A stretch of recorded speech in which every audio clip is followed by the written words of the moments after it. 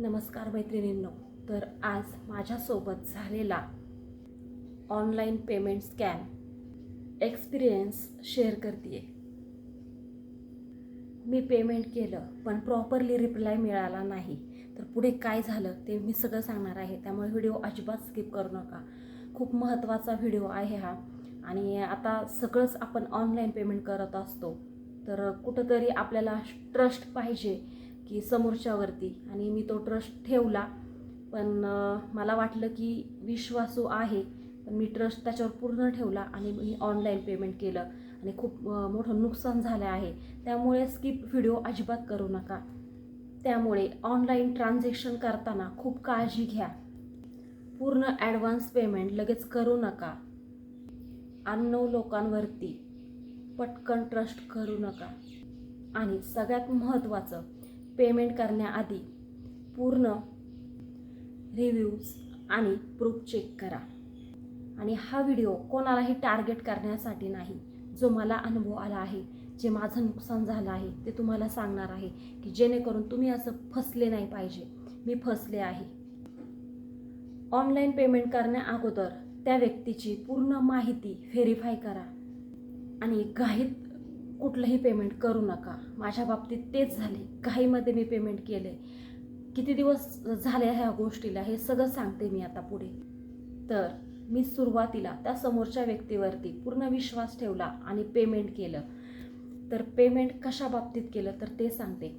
तर माझी बॉसची washing machine आहे, बॉस कंपनीची वॉशिंग मशीन आहे. तर ती रिपेअर करायची होती. त्याचा ड्रम प्रॉब्लेम झाला होता हे आम्हाला माहिती होतं, पण आम्हाला म्हणजे बॉस कंपनी आहे तर त्या शोरूमला आम्ही फोन केला. तर त्यांनी खूप जास्त खर्च सांगितला होता. डायरेक्ट ते बोलले की ड्रम चेंज करावा लागेल. खूप जास्त खर्च सांगितला होता. आता मी काही तेवढं डिटेल सांगणार नाही. आणि त्या माणसाचा माझ्याकडे पुरावासुद्धा आहे. माझ्याकडे त्याचा फोन नंबरसुद्धा आहे. मी किती वेळा त्याला व्हॉट्सअपला चॅट केलेलं आहे ते सुद्धा आहे. त्याचा फोटोसुद्धा आहे. पण ते टाकायचं ह्याच्यावरती अलाउड नसतं सोशल मीडियावरती आणि एखाद्याचं, त्यामुळे मी शक्यतो नाही टाकणार. पण सगळं आहे माझं त्याच्याकडे. तर सुरुवात कुठून झाली तर वॉशिंग मशीन खराब झाली. ड्रमचा प्रॉब्लेम, म्हणजे ड्रम पूर्ण असा हालत होता. पुढे टाकता आलं तर मी व्हिडिओ तो जॉईंट करते, व्हिडिओ ड्रम कसा हलतोय ते. तर तो हलत असल्यामुळे आम्ही बॉस कंपनी आहे म्हणजे शोरूमला आम्ही फोन केला. तर त्यांनी खूप जास्त खर्च सांगितल्यामुळे एक लोकल असे करतात ना कामं, तर त्याला आम्ही फोन केला. तर त्याचा नंबर असाच मिळाला होता, रिलेटिव्हमधूनच मिळाला होता. पण तो माणूस काय करतो, फ्रॉड निघाला. त्या माणसाने काय केलं, आम्ही त्याला कॉल केला तर तो बोलला की मी उद्या येतो, पण मला आज पेमेंट करा.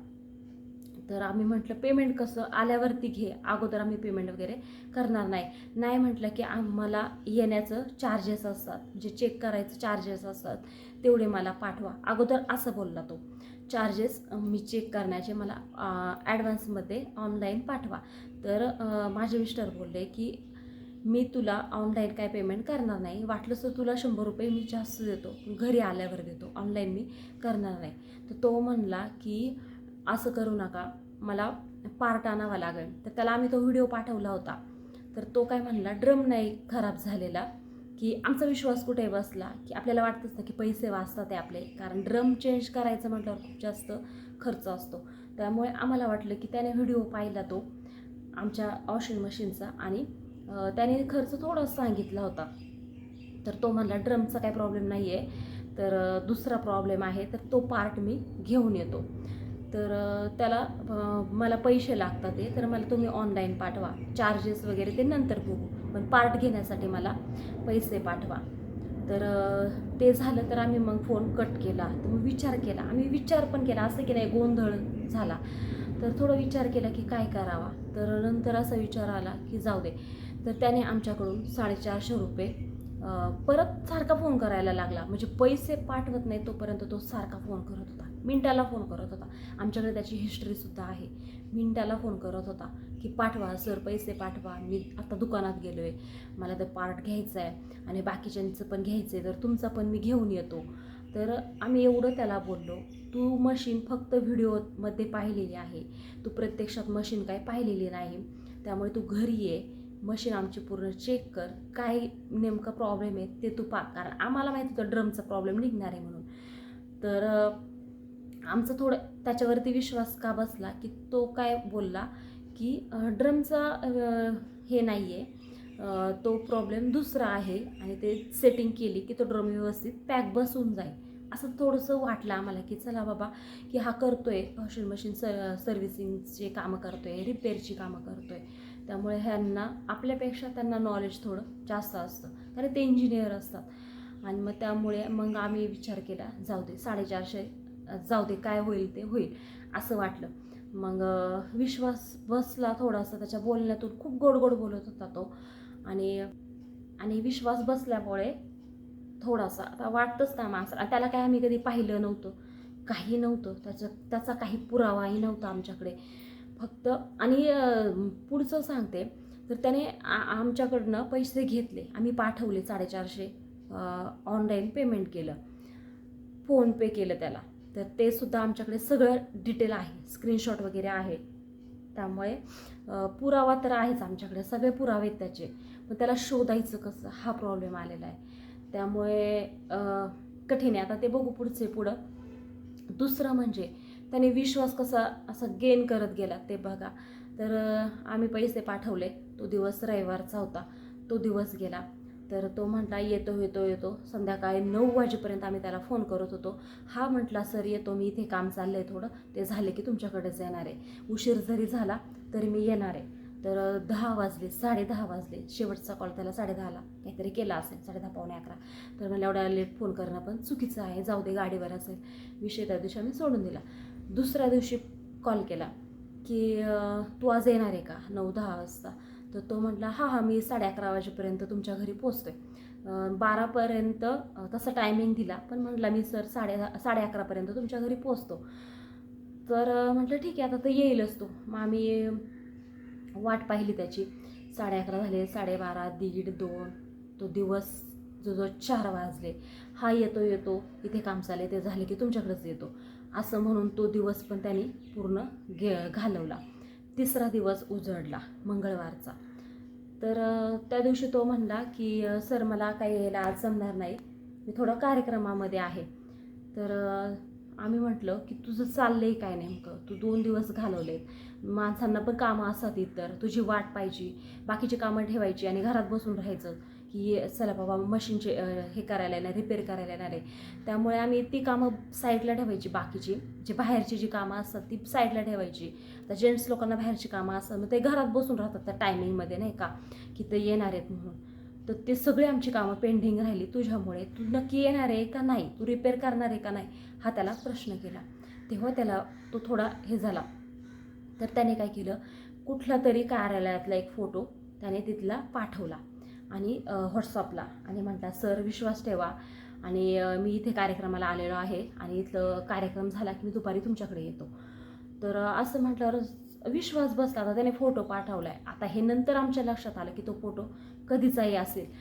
आणि तो फोटो पाठवला आणि आम्ही मग म्हटलं चला तो कार्यक्रम झाला की येईल. साखरपुड्याचा कार्यक्रम होता, म्हणजे आता सीझन आहे त्यामुळे विश्वास बसला की साखरपुडा झाले की जेवण वगैरे झाले की तू येऊ शकतो. तो दिवस पण तो काही आला नाही. दुसऱ्या दिवशी मला वाटतं 4-5वा दिवस उजडला असेल.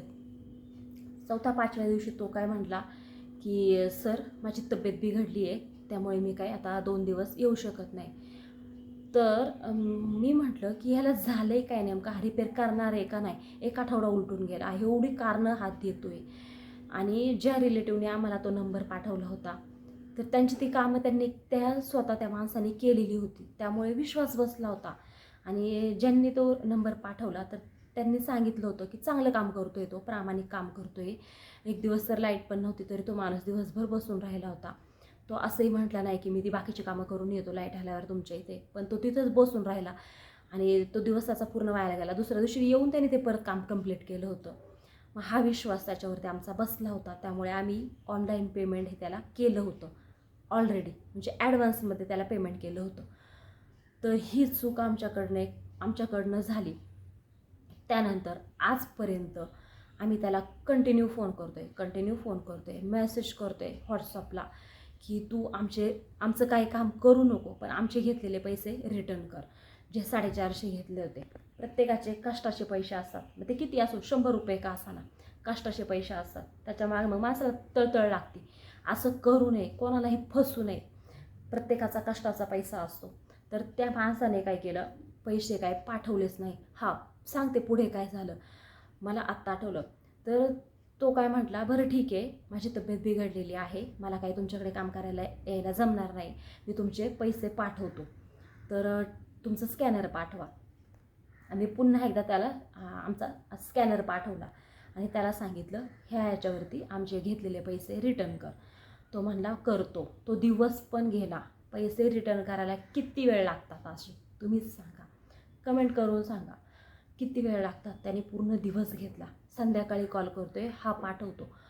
त्याच्या दुसऱ्या दिवशी मेसेज केला, फोन केले, फोन तर काही उचलतच नव्हता. त्याला व्हॉट्सअपला मेसेज केला की तुला पैसे पाठवायला किती वेळ लागला आहे रे बाबा, तू एवढा वेळ का घेतोय, तुला काय करायचं नेमकं, पैसे पाठवायचे आहेत का नाही, का फसवायचे. तर त्याचे बायको जसं काय टाईप करत होती की ती म्हणली की सर, ही मिस्टरांची तब्येत जास्त बिघडलेली आहे, आणि फोटो पाठवले तिने, नाकात वगैरे ते नळ्या घातलेल्या, म्हणजे ते ऑक्सिजन चालू असतं ते फोटो पाठवले. त्या बाईने 3-4 फोटो पाठवले. काय वाटतं का नाही त्यांचं त्यांना माहिती, कधीचे फोटो होते त्यांचं त्यांना माहिती, खरे का खोटे त्यांचं त्यांना माहिती. आता हा व्हिडिओ पाहिला तर त्यांच्या लक्षात येईल की किती खोटं बोलताय, ते फसवलं आहे आम्हाला. आणि ते फोटो आम्हाला पाठवले. मला बघायलासुद्धा विचित्र वाटत होतं. मी ते डिलीट केले ते फोटो, आणि ते फोटो पाठवले आणि सांगितलं की त्या बाईने की सर, अशा अवस्था आहे, कसे बोलतील ते तुमच्याबरोबर. तर आम्ही बोललो, काही का असाना, कारण आम्हाला तळतळ आली होती, काही का असाना, तुझा फोन चालू आहे, तुमचं सगळं चालू आहे, तुम्ही ऑनलाईन दिसताय, मग तू रिप्लाय का देत नाही, तू पैसे का पाठवत नाही, तो तुमचा प्रश्न आहे. ते काही का असाना, आमचे पैसे आम्हाला पाठव. माणुसकी दाखवली असती, पण तो माणूस खोटं निघाला आहे हे आम्हाला नंतर कळालं. दुसरं रिलेटिव्हजकडून कळालं की त्यांनासुद्धा 1700 रुपयांना फसवलं होतं. अशीच कारणं देत होता, 1700 रुपयांना. तेव्हा मग आम्ही कुठं बोललो, ही कारणं तुझ्या जवळ ठेव आणि आमचे घेतलेले पैसे रिटर्न कर. हे काय खरं काय खोटं हे तुम्हाला माहीत, परमेश्वराला माहिती, काय खरं काय खोटं. पण शक्यतो असं कोणावर वेळ येऊ नये, पण ते फोटो जुने असतील हे लगेच कळलं. तर 1700 रुपयाला आमच्या दुसऱ्या रिलेटिव्सला फसवलं होतं, हे पण आम्हाला नंतर तेव्हाच कळाली ही गोष्ट. आणि मग आम्ही सांगितलं आमचे पैसे पाठव, पण त्यानंतर त्यांनी त्या क्षणानंतर आम्ही असं त्यांना मेसेज केला ना की आम्हाला रिलेटिव्सकडून कळालेलं आहे, ह्या ठिकाणा, हे गावाचं नाव पण आम्ही तिथे टाकलं व्हॉट्सअपवरती आणि सांगितलं की तुम्हीसुद्धा 1700 रुपयाला फसवलेलं आहे. आम्हाला आता सगळा तुमचा प्लॅन कळालेला आहे, तुम्ही किती फ्रॉड आहे हे आम्ही आता पोलीस कंप्लेंट करणार आहे. त्यामुळे आमचे घेतलेले पैसे गोडी गुलाबीने रिटर्न कर, नाहीतर मग तुझी आम्ही कंप्लेंट करणार आहे, कारण आम्हाला बऱ्याच ठिकाणावरून तुझं आता कळालेलं आहे. त्यानंतर त्या क्षणापासून तो मेसेज त्यांनी पाहिलेलाच नाही. म्हणजे पाहिल्यावरती ब्ल्यू टिक येतं, तर ते पाहिलेलेच नाही. त्यांच्यापर्यंत तो मेसेज पोचलेला आहे, डबल क्लिक झालेला आहे, म्हणजे त्यांचं व्हॉट्सअप चालू आहे, त्यांचे कॉलिंग चालू आहे, सगळं चालू आहे, ऑनलाईन दिसते, किंवा फोनसुद्धा चालू आहे. आता जरी फोन केला तरी रिंग वाजते, सगळं चालू आहे. पण त्यानंतर एकसुद्धा त्यांनी मेसेज पाहिलेला नाही. म्हणजे थोडक्यात आमची फसवणूक झालेली आहे आणि आमचे पैसे त्यांनी घेतलेले आहे, वापरलेले आहे, परत रिटर्न करण्याचं काही नाव नाही. मग हा प्रॉब्लेम झाला. म्हणजे ऑनलाईन किती विश्वास ठेवला आम्ही त्या माणसावरती आणि पैसे पाठवले, ॲडव्हान्स पैसे घेतले की जाऊ दे बाबा, आणायचा असेल कसला पार्ट त्याला, आणि नसेल त्याच्याकडे, कमी पडत असतील पैसे असं आम्हाला वाटलं, किंवा डबल यायला नको त्याला, म्हणून त्याला एकदाच यायचं आहे, मशीन पाहिजे आणि डायरेक्ट तो पार्ट जो काय असेल तो चेंज करून त्याला जायचं आहे असं पण वाटलं. त्यामुळे आम्ही त्याला ते पैसे पाठवले आणि त्याने आम्हाला थोडक्यात हे केलं, फसवलं. आणि त्या मध्यंतरीमध्ये त्याने एवढं पण सांगितलं की मी त्यातला माणूस नाही आहे, फसवणं तुम्ही वेगळं समजताय, मी काही तसा नाही आहे, थोडा विश्वास ठेवा. आणि आम्हालाच उलट म्हणला की एवढे तुम्ही फोन करताय की तुम्ही असा माणूस आम्ही पहिल्यांदाच पाहिला आहे, आम्हालाच म्हणतोय असा माणूस पहिल्यांदाच पाहिला आहे की एवढे फोन करताय. म्हणजे तू फोनच उचलत नाही, मग माणसाला वाटतंच ना की हा बाबा फसवणार आहे आपल्याला. तू जर फोन उचलला असता किंवा आमचे पैसे रिटर्न केले असते, आम्ही तुझा विषय तिथंच सोडून दिला असता. पण त्यांनी काय आमचा फोन आजपर्यंत उचललेला नाही. आता ह्या गोष्टीला 15 दिवस कंप्लीट झालेले आहेत. मी व्हिडिओ नव्हते टाकणार, पण कदाचित हा व्हिडिओ जर पाहिला किंवा त्याच्यापर्यंत पोचला हा व्हिडिओ, तर त्याच्या लक्षात येईल की आपण लोकांना किती फसवलं आहे. आणि फसवलेले, असं लोकांना फसवलेलं ते पैसे कधीच उपयोगाला येत नाही. ती तळतळ असते लोकांची त्याच्यामागे, कष्टाचे पैसे असतात. असं आता हे आमच्या 2-3 रिलेटिव्हजला हे कळालेलं आहे, फसवलेलं आहे. त्याला 1700, कोणाला किती, मला किती. तर हा विषय जाऊ दे, बाकीच्या लोकांना किती फसवलं असेल ह्याने, कितीतरी लोकांना फसवलं असेल. त्यामुळे त्याचा फोटो पण आहे आमच्याकडे. मग खरा त्याचा फोटो आहे का दुसरा कोणाचा पाठवला हे माहिती नाही. त्यामुळे मी काही लगेच त्याच्यावर स्क्रीनवरती मी टाकू शकते, पण नेमका त्याचाच फोटो आहे का दुसरा कोणाचा काढून त्याने पाठवला, काय विश्वास ठेवणार आपण त्याच्यावरती? विश्वास ठेवूच शकत नाही आता. त्यामुळे असं फसू नका. आम्ही फसलो आहे, त्यामुळे तुम्ही कोणी फसू नका, सावध राहा. ऑनलाईन पेमेंट करायच्या अगोदर विश्वास ठेवा शक्यतो. त्यामुळे माहिती आवडली असेल तर चॅनलला सबस्क्राईब नक्की करा, जास्तीत जास्त शेअर करा. धन्यवाद.